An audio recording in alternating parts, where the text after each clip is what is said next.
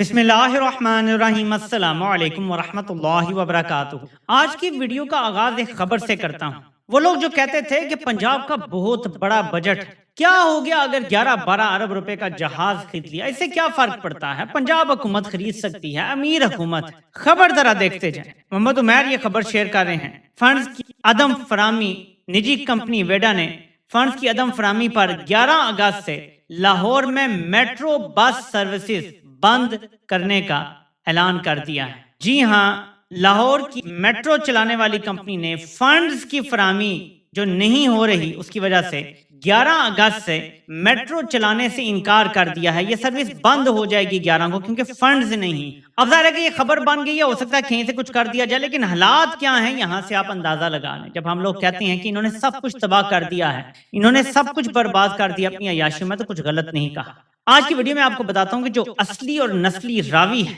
जो कंपनी का असल और पुराना तर्जुमान है और पैगाम रसां है, वो शहबाज के हवाले से नई चार्जशीट सामने लेकर आया है और मैं आपको वो चार्जशीट पढ़ के सुनाऊंगा। लेकिन उससे पहले हम दो मजीद खबरों का जायजा लेते हैं। पंजाब में सीसीडी जैसे जालिमाना इदारे का रूह रवां उसको चलाने वाला so called counter terrorism department का सोहेल जफर चट्ठा, इसको हिलाले इम्तियाज के लिए नामजद कर दिया गया है। और सिर्फ ये नहीं, बल्कि मुबैना तौर पे जिस पर 9 मई की सहूलतकारी का इल्जाम है और इस शख्स पे मुबैना तौर पे जिले शाह के कत्ल का भी इल्जाम है, उसको भी पंजाब हुकूमत ने सितारा इम्तियाज के लिए नामजद कर दिया है। इसको सितारा इम्तियाज मिलेगा। इतना बुरा वक्त आ गया है पाकिस्तान पे कि जो लोग पाकिस्तान में इल्जाम है जिन लोगों पे कि ये कत्लो गारत में मुलव्वस हैं, इन्होंने कई पाकिस्तानियों को बेगुनाह मार दिया है, उनको अब हिलाले इम्तियाज और सितारा इम्तियाज मिलेगा। आप देख लें कि पाकिस्तान को किस तरह पाताल की तरफ धकेला जा रहा है।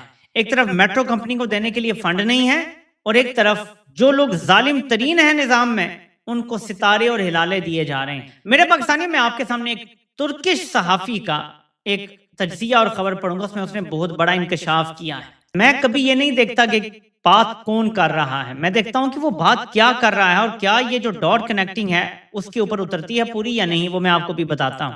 लेकिन हम उससे पहले जरा एक वीडियो देखते हैं। ये जो कहा जा रहा है कि ये खवातीन जो हैं सो कॉल्ड ये पकड़ी और ये कोई लोगों को लूटती थी और वटेवर, ये थाने में मौजूद उनकी ये वीडियो है। दो खवातीन आपको नॉर्मल बैठी हुई नजर आ रही हैं बात करती हुई, और बाद में सो कॉल्ड ये बयानिया सामने आ रहा है कि ये दोनों ही वफात पा गई हैं और कुछ नशे वगैरह की वजह से और पता नहीं क्या। यहाँ आप देख सकते हैं इस क्लिप में, ये मोहम्मद उमैर ने शेयर किया है कि वो बिल्कुल आराम सुकून से बैठी हैं, कोई मसला नजर नहीं आ रहा, कोई बीमारी नजर नहीं आ रही, कोई बेहोशी नजर नहीं आ रही, कोई नशा जशा, कोई हाथ नहीं कांप रहे, कुछ भी। जितनी दास्तानें निकालते चले जाएंगे इस निजाम की, आपको पता चलेगा कि इस टाइम सिर्फ जुल्म है और ना इंसाफी का निजाम है। इस खबर की ज्यादा तफसील में बहुत सारे और लोगों ने बात की है, मैं इसलिए ज्यादा इस पर टच नहीं करना चाहता। मैं क्योंकि सिर्फ वीडियो मिल गई थी तो कहना चाहता था कि इस वीडियो को देख के कोई भी कह सकता कि कहानी में झोल है। जो अभी तक कहानी बताई जा रही है कि जी रिपोर्ट्स आ गई हैं, फलां था तो तिब्बी मौत हुई है उनकी और फलां, ये रिपोर्ट्स आ गई हैं कि इनकी तिब्बी मौत हुई। भाई मान लेते हैं, जो चाहे आपका हुस्न करिश्मा साज करे, हम क्या कर सकते हैं भाई, हम तो गरीब लोग हैं, माड़े लोग हैं। मैं आगे बढ़ने से पहले आपको एक क्लिप सुनाना चाहता हूं आजाद कश्मीर, क्योंकि मैंने कल इस पे बात नहीं की। आपने सिर्फ ये एक छोटा सा क्लिप देखना है, आपको जज्बा समझ आ जाएगा। ये है जी जज्बा कि आप हमसे ये चौक खाली नहीं करवा सकते। ये जो डी चौक है या ये जो उमर फारूक चौक है, ये इस्लामाबाद वाला डी चौक नहीं है।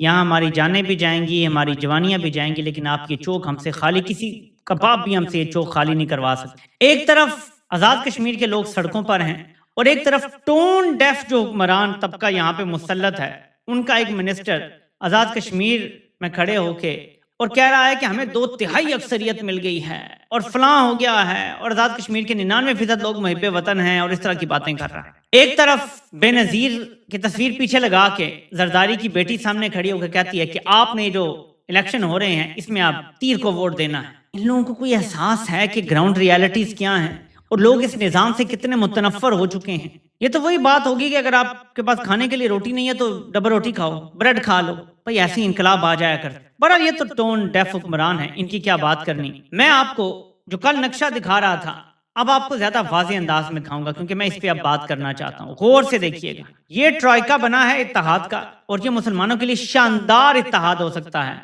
अगर इस तिकोन के दरमियान जो मुल्क आ रहा है ईरान, देखें پاکستان کی تکون جہاں سے شروع ہو رہی ہے یہیں سے آگے ایران شروع ہوتا ہے، ترکی کی تکون جہاں پہنچتی ہے وہی ایران کا بارڈر ہے وہاں پہ، اور ادھر سعودی عرب ہے سمندر کے اس سائیڈ میں، درمیان میں عراق ہے۔ اس تکون میں اگر ایران اور عراق شامل ہو جائیں تو یہ ایک اسلامی اتحاد بن جائے گا، ورنہ جو چورن بیچا جا رہا ہے وہ کیا ہے، وہ میری زبانی نہ سنیے گا، ایک ترکش صحافی کی زبانی ہم سنتے ہیں کہ وہ کیا کہہ رہا ہے۔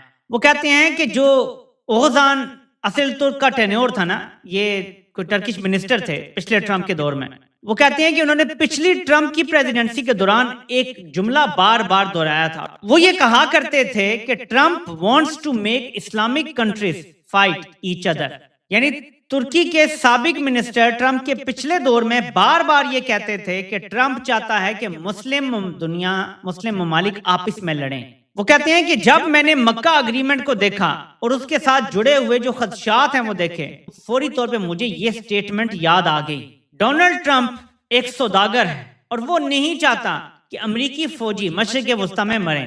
آف کورس اس کا یہ مطلب نہیں ہے کہ امریکہ خطے میں اپنے مفادات کو چھوڑ کے چلا جائے گا، آفٹر آل اگر یہ کنٹریز کلیش کریں گے ایک دوسرے کے ساتھ تو امریکی فوجیوں کو یہاں پہ مرنے کی اور آنے کی کیا ضرورت ہے۔ کہتے ہیں کہ واپس آتے ہیں مکہ اگریمنٹ کے، یہ اگریمنٹ بہت سنجیدہ رسک کیری کر رہا ہے اپنے۔ Trump thinking along the lines of why should my soldiers die in the Middle East? Let the soldiers of Islamic countries keep killing each other could become a reality. So nut shell میں یہ معاہدہ Trump کے ذہن کی اختراع ہو سکتا ہے اور اس طرح سے وہ مسلمان ممالک کو آپس میں لڑوانے کا خواب پورا کر سکتے۔ فار ایگزامپل امریکہ اور اسرائیل جب ایران پہ حملہ کریں، ایران ریٹیلیٹ کرے کیونکہ سعودی عرب کی بیس یوز ہوئی یا کوئی اور ایسی چیز ہوئی اور سعودی عرب پہ حملہ کر دے وہ اس کی بیس پہ، تو ظاہر ہے کہ حملہ تو سعودی عرب پہ ہوگا، بے شک امریکی بیس پہ ہوگا، تو ترکی اور پاکستان کو اس معاہدے کے تحت دفاع کرنا پڑے گا، سمجھ رہے ہیں؟ یہی یمن کے حوثیز کا مسئلہ ہے، وہ جیسے باقاعدہ میزائل حملے کر رہے ہیں، سعودی عرب کافی مسائل کا شکار ہے اس وجہ سے، عراق والی سائڈ سے بھی حملے ہو رہے ہیں، یہی بتایا جا رہا ہے۔ تو جہاں جہاں سے حملے ہوں گے لڑائی تو مسلم دنیا کی آپس میں ہوگی۔ سعودی عرب کی سیکورٹی ضروری ہے، میں یہ نہیں کہہ رہا، لیکن اس معاہدے کو سمجھیں کہ کیوں امریکہ کی آشیرواد اس کو حاصل ہے۔ اس کے ساتھ اور بھی بہت سارے لوگوں نے بات کی ہے اور میں آپ کو اسی لیے بار بار نقشہ دکھاتا ہوں اس حوالے سے، اور میں نے اسی لیے دوبارہ آپ کو نقشہ دکھایا ہے۔ جب آپ یہ دیکھتے ہیں تو آپ کو پتا چلتا ہے کہ جو ٹروئکا بنا ہے نیت کیا ہے یہ میں نہیں پوائنٹ آؤٹ کر سکتا، لیکن امریکہ کو یہی بتایا گیا ہے اس ٹروئکا کی طرف سے جو نظر آ رہا ہے کہ ہم ایران کے گرد گھیرا ڈالنے کے لیے یہ معاہدہ کر رہے ہیں۔ اصل میں ہو سکتا ہے وہی گیم ہو جیسے پاکستان نے ایٹم بم بنا دیا تھا اور آخر تک کہتے رہے تھے ہم نے نہیں بنایا، ہمارے پاس نہیں ہے، ہو سکتا ہے یہ بھی ایسی کوئی گیم ہو، ٹھیک ہے، اس حد تک بینیفٹ آف ڈاؤٹ دے دیں، لیکن امریکہ کو 100% یہ بتایا گیا ہے کہ یہ معاہدہ ایران کو گھیرا ڈالنے کی، تاکہ وقت آنے پہ ایران جو ہے وہ آگے نہ بڑھ سکے۔ اینی اب میرے پاکستانیوں آتے ہیں لوکل خبروں کی۔ جو اصلی اور نسلی راوی جس کو میں کہتا ہوں، اس نے شہباز شریف کے حوالے سے ایک پوری چارج شیٹ لکھ ڈالی ہے۔ یہ چارج شیٹ پڑھنے سے پہلے میں آپ کو ایک خبر دکھاتا ہوں کہ راوی بھی تو بہت سارے ہیں نا، جون سا پتھر اٹھاؤ نیچے سے ایک راوی نکل آتا ہے۔ تو راوی محمد مالک بولتے ہیں کہ 15 سے 18 صوبے بننے جا رہے ہیں، فیصلہ کر لیا گیا ہے، بندرگاہ کا علاقہ وفاقی حکومت کے ماتحت آئے گا۔ اصل خبر یہ ہے، بندرگاہ کیا ہے، کراچی میں ہے یا گوادر میں ہے؟ اس کا مطلب ہے کہ گوادر کو کیپٹل ٹیریٹری ڈکلیئر کرنے کی کوشش ہے کیا ہے؟ تو گوادر کیپٹل ٹیریٹری بن جائے گا، اسلام آباد کے زیر انتظام آ جائے گا، اور کراچی بھی اسی طرح، اور ساری پورٹس وغیرہ کے جو علاقے ہیں وہ اسلام آباد کے زیر اثر آ جائیں گے۔ میرا سوال یہ ہے کہ اگر یہ فیصلہ کر لیا گیا ہے تو کیا کسی نے سوچا کہ بلوچستان کے حالات پہلے کیسے ہیں؟ اگر آپ گوادر بھی لے اڑیں گے، جو بلوچستان اور بلوچ لوگوں کا حق ہے کہ وہاں سے کمائی ہو تو وہ بھی اس میں سے اپنا حصہ لیں، اگر آپ اس کو کیپٹل ٹیریٹری ڈکلیئر کر دیتے ہیں آپ کو اس کا اثر پتا ہے کیا ہوگا، کہ وہاں پہ جو دہشت گردی ہے اس کو اور کمک ملے گی، اور عوامی ہمدردی ملے گی، اور حالات مشکل ہوں گے، اور خدا نہ خواستہ صوبہ ڈس انٹیگریشن کی طرف جا سکتے۔ الحاد کی پسند تنظیمیں وہاں پہ بہت زیادہ اپنا اثر و رسوخ رکھتی ہیں، سندھ میں بھی صورتحال خراب ہو سکتی۔ صوبہ بنانا ایک چیز ہے، صوبہ بنا کے یا کسی ایک حصے کو کاٹ کے کیپٹل ٹیریٹری ڈکلیئر کر دینا بالکل، لیکن اس کے باوجود کیا ہو سکتا ہے ان میں کوئی پازیٹیو چیزیں ہوں بھی۔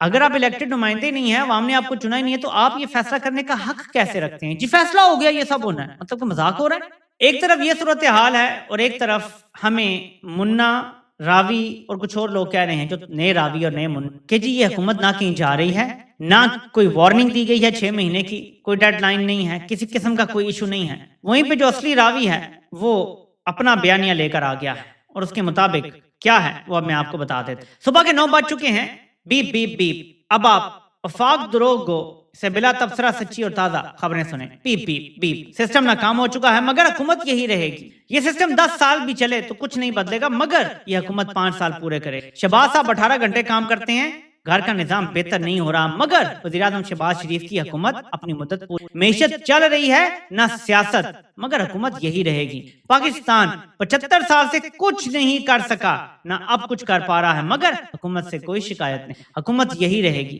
شہباز شریف 13 سال وزیر اعلیٰ رہے اور اب 4 سال سے وزیر اعظم ہیں۔ 17 برسوں میں کوئی تبدیلی یا انقلاب نہ آیا مگر حکومت انہی کی رہے گی۔ 17 بجٹ آ چکے، معیشت سے کوئی بدلاؤ نہ آیا مگر یہی حکومت سب سے اچھی ہے، یہی رہے گی۔ پچھلے 17 برسوں سے کوئی ڈھنگ کا بلدیاتی قانون نہیں بن سکا، بلدیاتی اداروں کو اختیارات نہیں مل سکے مگر حکومت یہی رہے گی۔ جنرل مشرف نے ڈپٹی کمشنر ختم کر کے اختیارات ضلع کونسل اور میئرز کو دیے تھے۔ وزیر اعلیٰ شہباز شریف نے دوبارہ ڈپٹی کمشنر بحال کر دیے مگر ان کا نظام کی خرابی میں کوئی قصور نہیں۔ وزیر اعظم اور ان کی کابینہ اپنی 5 سالہ مدت پوری کرے گی۔ شہباز حکومت وفاق میں 5 بجٹ دے چکی، کئی آئینی ترامیم کر چکی، بلدیاتی انتخابات کے بارے میں کچھ نہیں کیا مگر وہ سب سے بہتر وزیر اعظم ہیں، وہ پورے 5 سال وزیر اعظم رہیں گے۔ کابینہ ایک مضبوط اور متحد ٹیم کا نام ہوتا ہے، یہاں وزیر کابینہ کے اندر نہیں کھلے عام لڑتے اور ایک دوسرے کے خلاف بیان دیتے ہیں مگر کابینہ اور وزیر اعظم یہی سب سے بہتر ہیں، یہی چلیں گے۔ اور بہت لمبی تفصیل ہے نیچے اور ساری پوری لسٹ ہے، یہ دیکھیں آپ کتنا لمبا آرٹیکل ہے، صرف اینڈ کا آپ کو بتاتا ہوں۔ یہ پہلا موقع ہے کہ صدر کے دستخط کے بغیر وزیر اعظم اپنے اختیارات کے تحت ججوں کا تقرر کریں گے۔ صدر کی منظوری اگر ہوئی تو مجبوری کے تحت ہوگی۔ صدر اور وزیر اعظم کے آفس میں تازہ دوری کے باوجود وزیر اعظم یہی رہیں گے، البتہ صدر زرداری کے مستقبل پر سوال ضرور اٹھ سکتا ہے۔ نئے صوبے بنانے کے منصوبے پر نہ صدر زرداری کو پہلے بتایا گیا نہ ان سے مشورہ کرنا ضروری سمجھا گیا، حالانکہ سب سے متنازع امر سندھ کی تقسیم پر بات کرنا ہے۔ سندھ میں حکومت صدر زرداری کی جماعت کی ہے مگر وہ بے خبر ہیں۔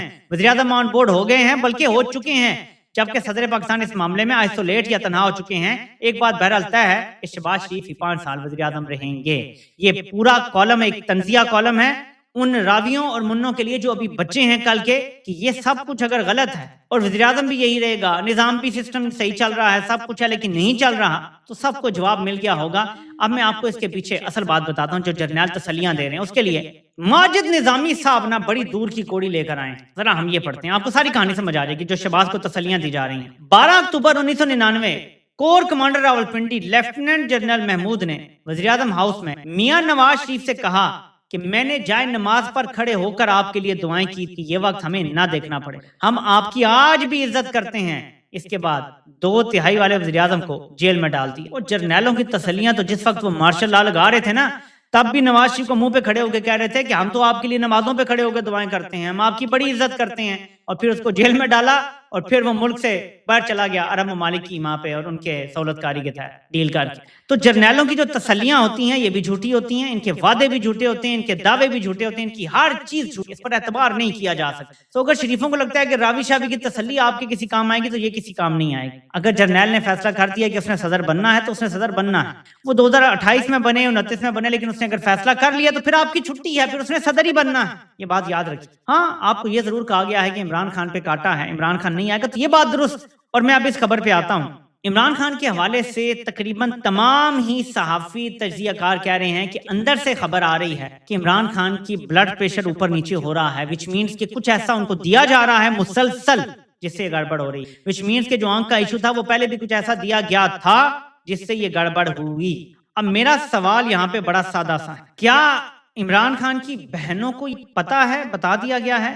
اسد اللہ خان اس پہ ایک دعویٰ کرتے، وہ کہتے ہیں کہ عمران خان کی بہنوں کو باوثوق ذریعے سے آگاہ کر دیا گیا ہے کہ عمران خان کا بلڈ پریشر اب اوپر نیچے ہو رہا ہے، لیکن ساتھ وہ یہ تجزیہ دیتے ہیں کہ عمران خان کی بہن علیمہ خان خاص طور پہ جب بھی کوئی صحت کی بات ہوتی ہے تو وہ اس پہ بیانیے پہ ہمیشہ غصہ اس لیے کرتی ہیں کہ ان کو یہ خطرہ ہے، خدشہ ہے کہ ایسی خبریں چلوا کے جرنیل اور خدا نہ خاصہ عمران خان کو کچھ ہو جاتا ہے، کچھ کر دیتے ہیں تو بیانیے یہ بنائیں گے کہ یار پہلے ہی 75 سال عمر تھی، بلڈ پریشر ہو جاتا ہے اوپر نیچے، قید تھی، جیل بڑی سخت چیز ہے، فلاں ہے، تو جو ہو گیا قدرتی طور پہ ہو گیا ہے۔ جیسے 2 خواتین کی میں نے آپ کو ویڈیو دکھائی، آرام سے بیٹھی ہیں اور اب رپورٹ آ رہی ہے ان کی طبی موت ہو گئی، اس طرح یہ دکھانا چاہتے ہیں جرنیل، سمجھ رہے ہیں؟ تو یہ ایک ایمرجنسی صورتحال ہے، سو مچ سو کہ فیصل چودھری جو فواد چودھری کے بھائی ہیں یا کزن ہے، مجھے یہ بھی کوئی صحیح کنفرم نہیں ہے، میں کزن بھائی ہی ہیں، وہ کیا لکھتے ہیں میں اب آپ کو بتاتا ہوں، کیونکہ جب تک یہ پی ٹی آئی کی وکلا ٹیم کا حصہ تھے عمران خان سے ان کی ملاقات کرنل کروا دیا کرتے تھے، وہ اب کیا کہہ رہے ہیں یہ بھی میٹر کرتا ہے۔ وہ کہتے ہیں کہ اڈیالہ سے آنے والی کچھ خبروں پہ دل اداس ہے، خان اور بشرا بی بی کے ساتھ روا ظلم کی کوئی انتہا نہیں ہے، ایسا ظلم زمانہ قدیم کے بادشاہ بھی شاید نہ کرتے ہیں۔ 1 سال سے کون قید تنہائی میں رکھتا ہے؟ یہ کون سی طاقت کا مظاہرہ کیا جا رہا ہے؟ ارباب اختیار سے گزارش ہے کہ آپ بس کر دیں، خدا کے لیے انسانیت بھی کوئی چیز ہوتی ہے، مخلوق تو کمزور ہے پر اللہ سے ڈریں۔ ادھر پارٹی کا حال ہے کہ آپ اس کی لڑائیاں، ریشہ دوانیاں اور لالچ عروج پہ ہے، نہ کوئی سمت متعین ہے اور نہ کوئی حکمت عملی، کیا کرے کوئی؟ بات بڑی ڈاڈی کر گئے ہیں فیصل حسین، بہت ڈاڈی بات کر گئے ہیں۔ پارٹی تتر بتر ہے، ایک دوسرے پہ الزامات کی بوچھاڑ ہے، کوئی فکر نہیں ہے کہ جو پارٹی کا لیڈر ہے، جو قوم کا لیڈر ہے، جو قوم کا معمار ہے، جس نے قوم کو سوچنا سمجھنا سکھایا، سیاست سکھائی، اپنا نظریہ سکھایا، نظریہ پاکستان سکھایا، اس شخص کو کمپنی جیل میں جان سے مارنے کی ایکٹیولی کوشش کر رہی ہے، اور پارٹی کو اتنی بھی سمجھ نہیں ہے کہ ان